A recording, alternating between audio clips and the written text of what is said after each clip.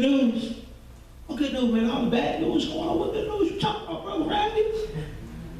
Man, how Jesus died, man. And he paid the price, man. And if you're looking for a change in your life, like he changed my life, he can change your life. Amen. But we have to know what? And we cannot be ashamed to tell the good news. Sometimes we, like Paul said, for I am not ashamed of the gospel of what? Of Jesus Christ, for it is the power unto salvation. That means we have to have what boldness. We cannot be cowards. We cannot be afraid to open our mouth. Everybody else is talking about everything they talk about. Talking about their religions and talking about their belief system. Look, just look at your door and see a little watchtower thing in your door. Watch the little folks coming down the street. They really hand you a little paper. They tell you about Jehovah. You know, I get them. I said, well, yeah, I'm a Jehovah's Witness too. Were y'all in there on the day of Pentecost when the Jehovah's Witnesses got filled with the Holy Ghost? What are you talking about? Well, it says in your book that Jesus told them to go back, and these were Jehovah's Witnesses because the word Jesus means the Lord's salvation. And one of the Hebrew name for God is Jehovah. That's how the Jehovah's Witnesses have. You been filled with the power that Jehovah's Witnesses have? And then they're like, what are you talking about? I got a whole bunch of them like that. They said, well, sir, I'll be back. I'll come back a little later. I need to go back and talk to my teacher because I got the book. I said, I'm a Jehovah's Witness too. And the word Jehovah means the Lord is. The word Yeshua means the Lord is what? Our salvation. So I get it every time. They don't know what to do with me. Like, oh, Lord, well, come on in, sister. It's all about Jehovah. Only to beat them up about what all the stuff they got. I said, let me show you about Jehovah. When the Muslims come in, I say, hey, y'all say Jesus was a great teacher, huh? Like all the other teachers. Well, if he's a great teacher, you got to believe everything he says. He said he was the way, the truth, and the life. No man can come to the Father. What do you mean? That's what you say he was a good teacher? You said he was one of God's prophets. And if he was a prophet of God, then he can't lie. They don't know what to do with me. So we need to, first of all, we must be not just be ashamed to preach the gospel. Number 7, we as the body of Christ must not be fearful, but have courage, faith, and boldness. Verse 28:1 says, for the wicked flee when no man pursueth, but the righteous are what? Bold. It's like we have to be like in Acts the 4th chapter when they got persecuted for preaching the gospel, for raising a man up who was lame for 38 years. And they went back, they rehearsed the matter, and they prayed and asked God to give them what? Boldness. And they went forth and began to preach the word even more after that what? After that persecution they went through. So we need to not be fearful, but have courage, faith, and boldness. And everybody know the famous scripture, 2 Timothy 1:7. So God has not given us what? A spirit of fear, but of power, love, and a sound mind. And I know that fear is a spirit. It will cause you to draw back. It would cause you not to step up and be bold and be courageous. It will cause you what? To take flight. Many times people get behind this pulpit, and that was one of the things I had to deal with. I had to get over fear. So I had to learn how to do like George Meyer said, do it afraid. You have to confront fear with what? With faith. God, give me the boldness, give me the courage. And you have to ask the Holy Spirit, Lord, Holy Spirit, give me boldness. Oh, Lord, I bind up this spirit of fear, weakness, and timidness in the name of Jesus. And I declare in my life that God has not given me a spirit of fear, but a power of love. And I walk it in the name of Jesus. Amen. And guess what? He'll give it to you. We as the body of Christ must know how to lead a lost soul in prayer of salvation. What is the prayer of salvation? When you meet a person and you get the opportunity to share the gospel, you always want to say, hey, can I lead you to Christ? We have to know how to pray for people because you don't know if you'll ever see that person again. You don't know if that person is going to see another day. I've seen it happen in the church. Many of us have seen people one day and the next day they're gone. Yeah. So you have to always be prepared. The Bible says now is the day what? Of salvation. So you have to be prepared to say, hey, first step you have to do, son or daughter or young man, you have to repent. You got to go before God and ask God to forgive you for your sins. Then you have to believe that Jesus Christ died for your sins. Amen. Then by faith you receive him into your heart. He comes in your heart by the Holy Spirit. Yeah, you need to be baptized in Jesus' name too. And also, it's more too. You need to be filled with the Holy Ghost with the evidence of speaking in tongues. Amen. That's the first step. But the first step, get them saved. Accept Jesus in their heart by faith. Y'all get it? Amen. And I shared the last one, which the body of Christ must know how to stand in the power and authority against demonic opposition and confrontation as we go out to preach. And we're going to run into that type of stuff. When you get to dealing with people, you're going to run into these things, whether it be through religious systems, whether it be through false prophets, whether it be people who come and they claim to be the people of God, but they teaching and preaching something totally different than what the Word of God is saying. Paul the Apostle, they dealt with a lot of it in the Bible. The disciples, they confronted people that was often into witchcraft, like Simon the sorcerer. They ran into the girl that was possessed with a spirit of divination. She was trying to oppose Paul, and they dealt with her.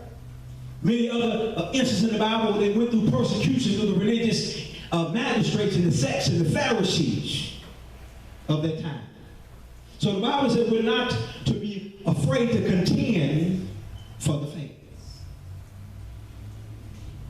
We cannot be afraid of opposition, of persecution, but we have to know how to what? Stand against it. Another thing is the body of Christ will know how to pull down strongholds, imagination, and everything, and remove satanic blinders off the minds of them that the enemy has blinded from receiving the good news. And I think I got two more, and I'll be just about done. We as the body of Christ will know how to operate in the gifts of the Holy Spirit. Am I saying that?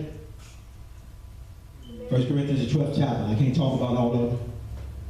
That's a whole other study. That's right. But the gifts of the Holy Spirit is the gifts that Jesus gave to the church. What do those gifts do? They equip us to be effective. Why is it very important for us to have the word of knowledge working in us? Because the gift of the word of knowledge gives you knowledge about things that only God can reveal to you. Anybody understand about the prophetic? You know about the prophetic things that you know, those who operate in the prophetic or have understood the word of knowledge. You may be sitting in the service, or you may be ministering to somebody, and the Holy Spirit say, that person has a sickness in their physical body. You may know it, you may feel it, you may even see it.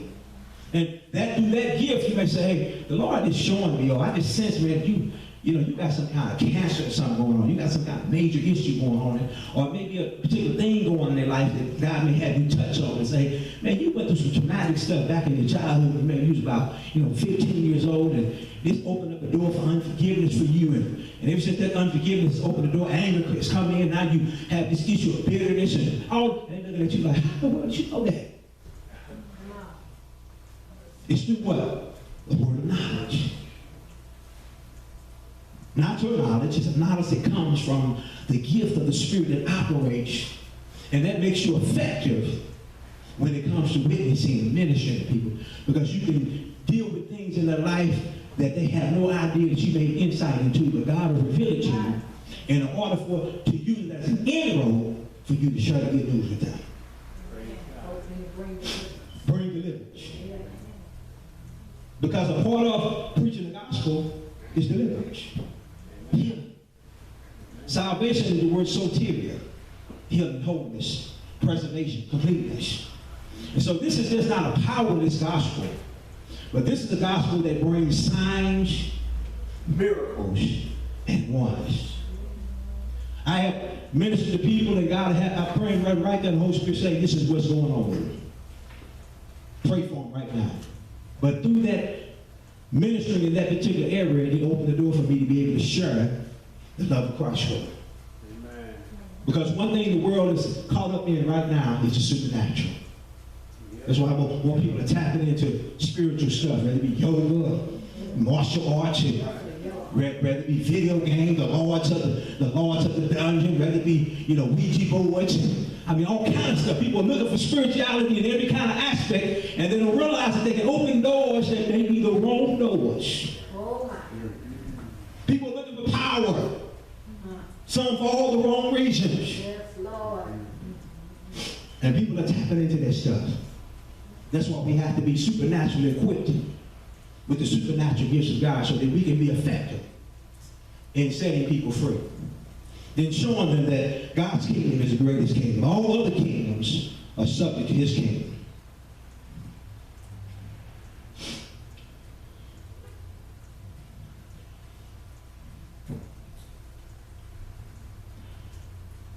The last verse, everybody want to look at this last verse, Luke 4:18.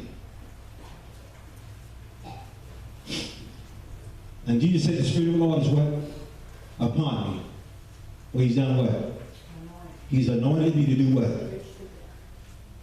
So when we talk about preaching the gospel, I want everybody just to look at that verse.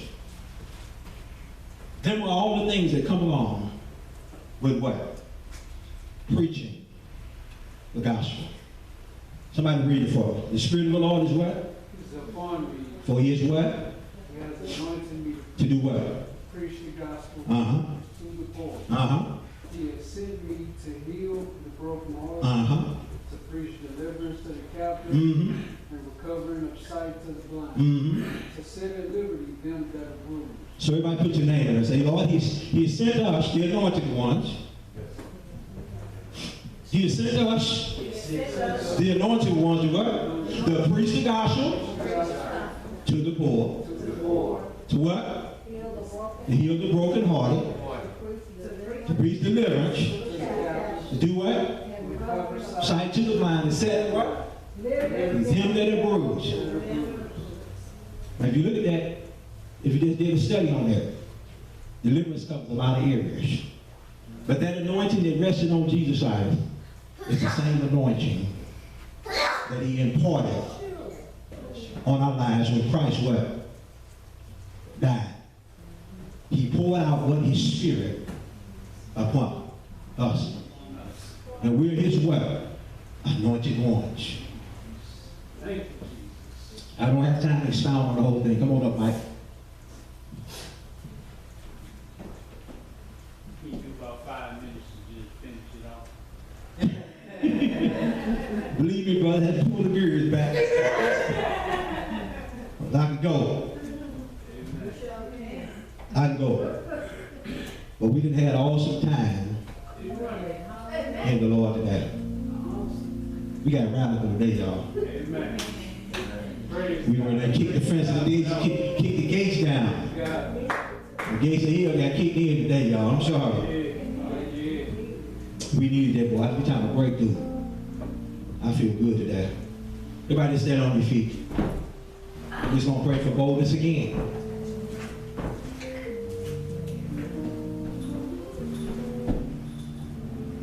And some of us, we're already doing it.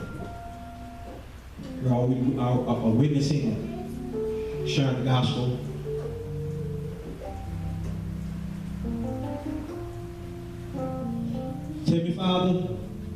Heavenly Father, we come before you. We thank you for the privilege to be able to co-labor in your redemptive work that you've done and established through your Son, Jesus Christ. He's already won the victory. Satan is already defeated. And you've caused us to enforce everything that Christ has done on the cross through his death, burial, and resurrection. Father, we come today. We ask you today, by the power of your Holy Spirit, that you would give us boldness to speak forth your word. That you would stretch forth your hands to heal. And that signs and wonders be worked in and through us as your ambassadors, your representatives of the kingdom. Lord, you said through your king, King Solomon, Lord, you said to your King Solomon, that he that winneth souls is wise. Father, give us wisdom. Father, give us wisdom. Give us a strategy Give us a strategy on how to win those that that you allow us to come in contact with. In our family, in the marketplace, in our places of employment. And as we go about our daily activity, Lord, set up opportunities for us to witness and share the gospel to those that are lost. We ask Holy Spirit that the gifts of the Holy Ghost will begin to flow through us. I pray for an activation of those gifts to begin to flow. You said to follow out the charity. You said follow out the charity and desire spiritual gifts. Father, right now in the name of Jesus, we thank you for the impartation of those gifts activated and working in our lives. Use us as you will, Holy Spirit, in the name of Jesus. And Father, we even dispatch special angels to go with us to protect us and keep us from any demonic opposition that will stand against us. We declare that the gates of hell will not prevail against us. For we are more than overcomers. We're more than conquerors in Christ Jesus. Rebuke the spirit of fear right now. Timidness, weakness, cowardliness, shame, condemnation, judgmentalism. In the name of Jesus. You must go! In the name of Jesus. And Lord, we operate through the fruit of the Spirit, which is called love. And we thank you right now for your love flowing through us towards those that we minister to. And we receive it right now. In Jesus' name. Amen. Hallelujah. Thank you. I pray everybody receive something. We're going to take it off right quick, and we're going to get ready to go ahead. Oh, give thanks unto the Lord, for he is good. Come on, Mike. For he is good. Oh, give thanks unto the Lord, for he is